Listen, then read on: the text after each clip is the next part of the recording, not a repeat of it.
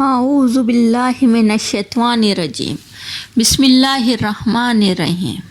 معزز سامعین کرام، السلام علیکم ورحمۃ اللہ وبرکاتہ۔ حدیث کا تو درجہ بلند ہے۔ آج جو حدیث میں آپ کو سنا رہی ہوں، اس سے آپ کی طبیعت بڑی پرسکون ہو جائے گی۔ جب آپ پریشان ہوں تو یہ حدیث ضرور سنا کریں اور یہ بیان ضرور سنا کریں۔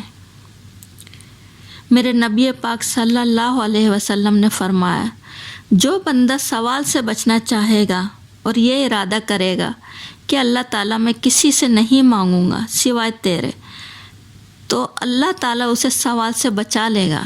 اور جو بندہ دعا کرے گا کہ اللہ تعالیٰ مجھے اپنے سوا کسی کا محتاج نہ کرنا اور اپنی بارگاہ سے عطا فرما، تو یقین کریں اللہ اسے بندوں سے بے نیاز کر دے گا۔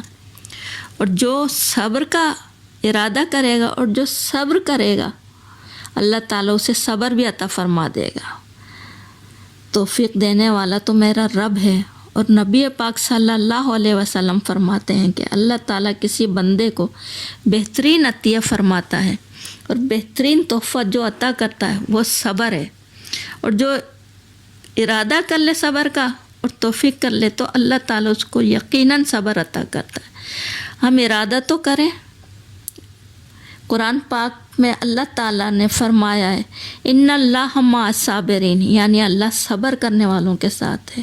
صبر کریں، اس سے زندگی سنور جاتی ہے۔ صبر سے انسان باوقار اور مطمئن ہو جاتا ہے، اور اللہ تعالیٰ کی بارگاہ عالی مرتب میں سرخرو ہو کر حاضر ہوتا ہے۔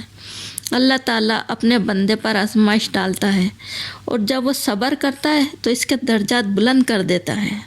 اعمال اس قابل نہیں تو کیا ہوا، کوئی بات نہیں، مگر آزمائشوں پر صبر کیا تو سوچے کتنے درجات ہمارے بلند ہو گئے۔